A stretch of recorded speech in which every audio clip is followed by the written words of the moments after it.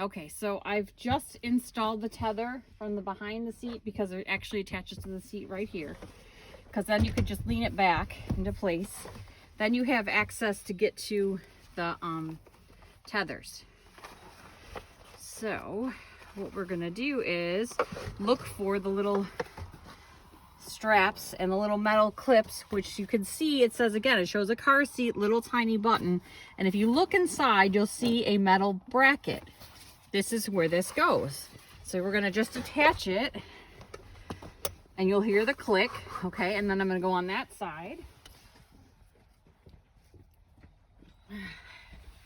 to install this one. So you actually have to get in, and then there's the little, you'll hear it click, okay? Then there's a button again, we're gonna adjust it and make it nice and tight.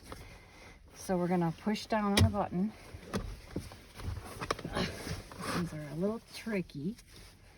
Sometimes it helps if you just push down and pull. And if you can actually fold this back and pull up through here, so you can actually get some more leverage. But I'm going to tell you right now, this can move side to side like this. This is okay. This is what we're looking for. See how this moves? That's not okay. So you got to make sure that you get it down nice and tight and that it's not going to go anywhere. So once it does that and you can't lift it up, if I can't lift it more than an inch, which it's not moving, it'll move side to side, but not up and down, right? It's not going to push. And the tether is attached. I would probably be able to reach behind and tighten this. I will tighten it, but it doesn't have to be as tight as this. This is the most important part, so the seat doesn't actually move in the event of a crash, okay? Because the baby's going to be coming forward. So you want to make sure that they're nice and tight. This you would probably remove this headrest, because then I can get it even tighter or push it up. Because then, see, it seems to be like it was in the way, this headrest. So you could either do that or take it off, whatever your car does, okay?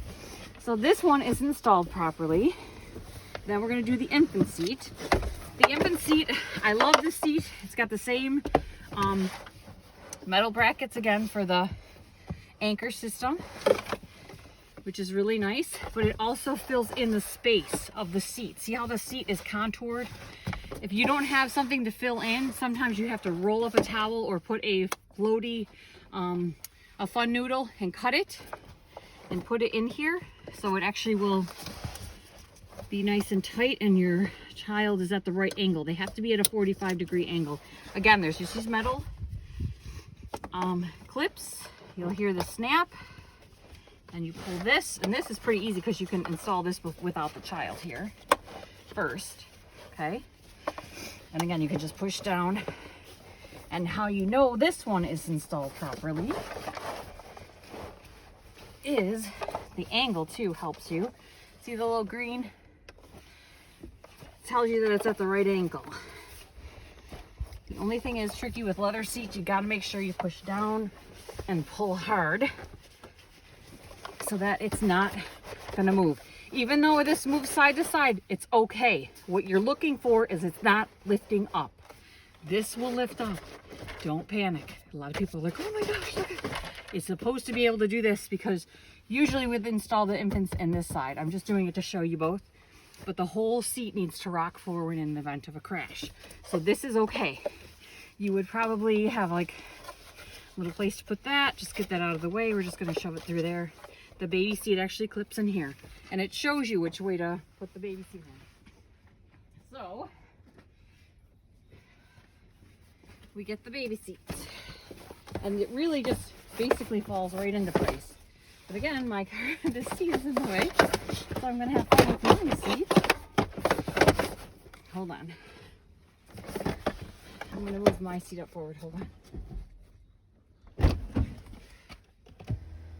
Just so you guys can see it perfectly installed right. It would normally be in the middle of the car because it's easier. See, and then you hear the nice click. It shouldn't be really close up against the seat. That's why it's ideal in the middle of the car. That's the best, safest place for an infant rear facing car seat. And then when you want to take it out, there's the handle. Remember the red handle that I showed you earlier? You pull up on it. Where is it? Here it is. I can't even find it. And it just attaches. But make sure you have the handle. These are just, you know, tethered. Then you can hold the baby. But again, the whole seat is pretty much the same. You push the button down here to adjust the strap so you can pull it, and you can release it. It's got the button just like the other one that you would pull way forward, okay?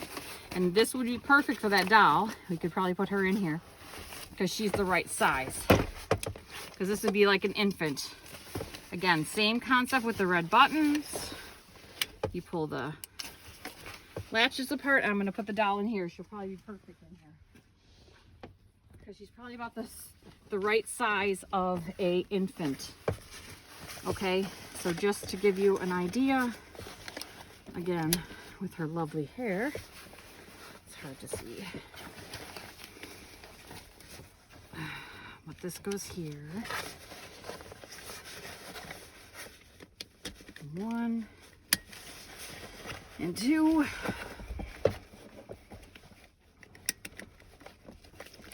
You'll hear the click, okay? Then you pull this. Actually, she probably is a perfect size for this. Okay, so again, this webbing is a little off on this one side. I'd probably want to work with it a little bit more to get it perfect. There, that looks better. Okay, so this would be at her armpit level. See here, right across. This is at the right level.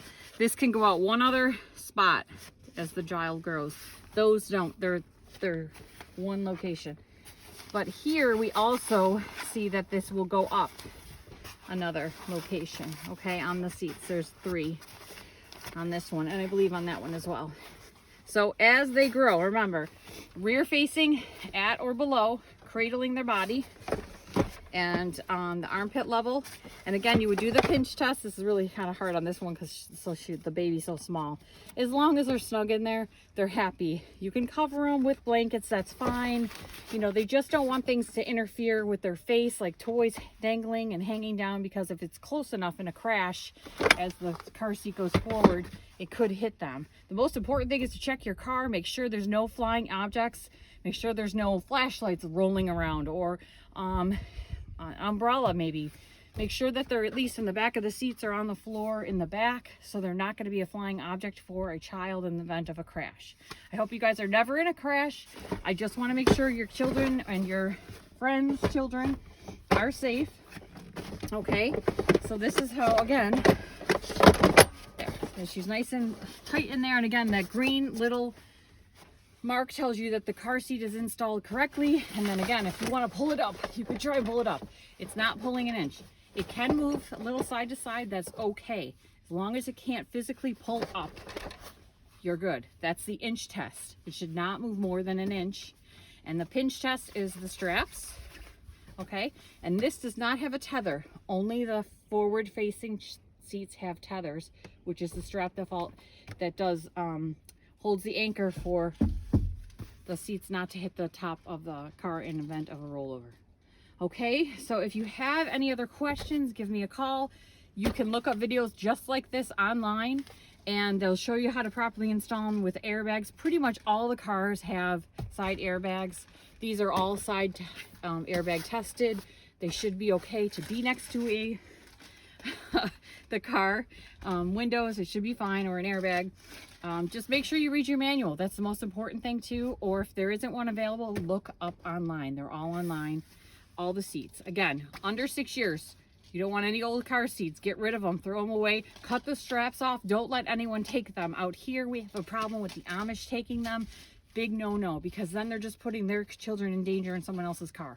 So you need to cut them up or give them to the sheriff's office. They'll destroy them for you, or even at the junkyard. Okay, just make sure you get rid of them after 6 years. But any other questions, give me a call. Go online, do your little homework test, or if you can show me you installed it properly, I will give you extra points. Okay? Thanks, guys. Bye.